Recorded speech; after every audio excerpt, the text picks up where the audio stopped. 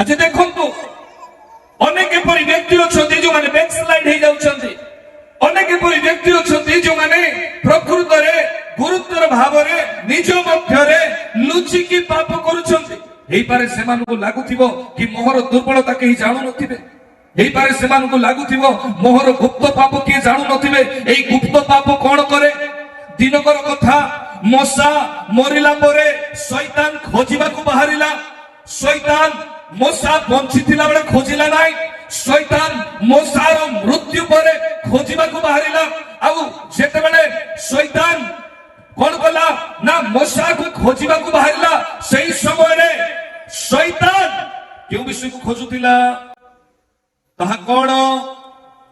ପରମେଶ୍ୱର ଯେଉଁ 40 ଦିନ ମଶାଙ୍କୁ ଏକ ବାକ୍ୟ କହିଅଛନ୍ତି, ସେଇ ବାକ୍ୟକୁ ସେ ଜାଣିବା ପାଇଁ ସେ ଖୋଜୁଥିଲା। ଆଉ ସେ 40 ଦିନ କଣ ଅଟେ? ପୁଣି ଥରେ ଜନ ପୁସ୍ତକ 1 ପର୍ବର 45 ପଦର ଖ ଅଂଶ କଣ ଲେଖାଯାଏ? ମଶା ବ୍ୟବସ୍ଥାରେ, ଯାହାଙ୍କ ବିଷୟରେ ମଶା ବ୍ୟବସ୍ଥାରେ ଲେଖିଅଛନ୍ତି, ଈଶ୍ୱରଙ୍କର ବାକ୍ୟ ମଧ୍ୟରେ ମଶା ଅନୁଗ୍ରହର ଯୁଗକୁ ପ୍ରକାଶ କଲେ। ହାଲେଲୁୟା। ପ୍ରଭୁ ଯୀଶୁ ଆସିବେ, ମଶାକୁ ଜଣା। ଅନୁଗ୍ରହର ଯୁଗ ଆସିବ, ମଶାକୁ ଜଣା। ବ୍ୟବସ୍ଥା ନିୟମ ପରେ ପରିବର୍ତ୍ତନ ହେବ, ଅନୁଗ୍ରହ ଆସିବ, ମଶାକୁ ଜଣା।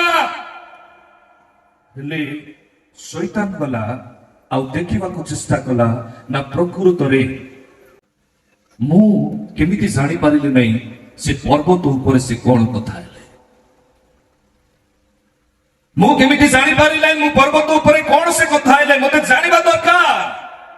ସେ ଜାଣିବା ପାଇଁ କଣ କଲା? ସେ ଗୋଟେ ରାସ୍ତା ବତାଇଲା।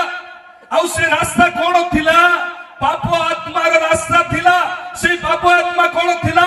ଏଇ ଲୋକ ପାପ କରିଅଛି। ପ୍ରେଜ୍ ଦ ଲର୍ଡ, ହାଲେଲୁୟା। ଏଇ ଲୋକ କ୍ରୋଧୀ ଅଟେ, ଏଇ ଲୋକ ହତ୍ୟାକାରୀ ଅଟେ। ଆଉ ସେଇ ସମୟରେ ସେ କହନ୍ତି, ଏହାଙ୍କ ପରି ନମ୍ର ବ୍ୟକ୍ତି ପୃଥିବୀରେ କେହି ନାହାନ୍ତି। ଏଥିପାଇଁ ତମେ ଅନୁଗ୍ରହର ବିଷୟକୁ ତମେ ଜାଣିପାରିବ ନାହିଁ, ମଶାଙ୍କୁ ଯେଉଁ ବାକ୍ୟ ଦିଆ ହେଇଛି ତମେ ଜାଣିପାରିବ ନାହିଁ। ହାଲେଲୁୟା। ଆଜି ଆମ ପରିବାର ବିଷୟରେ ଶୈତାନ ଜାଣୁଛି। ଆମ ପରିବାରରେ ଦୁର୍ଘଟଣା ହେଲେ ଶୈତାନ ଜାଣୁଛି। ଆମ ପରିବାରରେ ସମସ୍ୟା ଆସିଲେ, ଦୁର୍ଘଟଣାକୁ ନେଇକି ଆସିଲେ ଆମେ ଜାଣିପାରୁନୁ। ଆମେ କହୁଛୁ ଆମେ ଈଶ୍ୱରଙ୍କର ବାକ୍ୟରେ ଅଛୁ, ପଢିଲେ କଣ ହେଇଗଲା?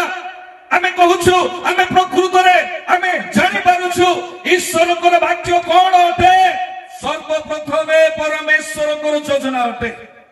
ହାଲେଲୁୟା।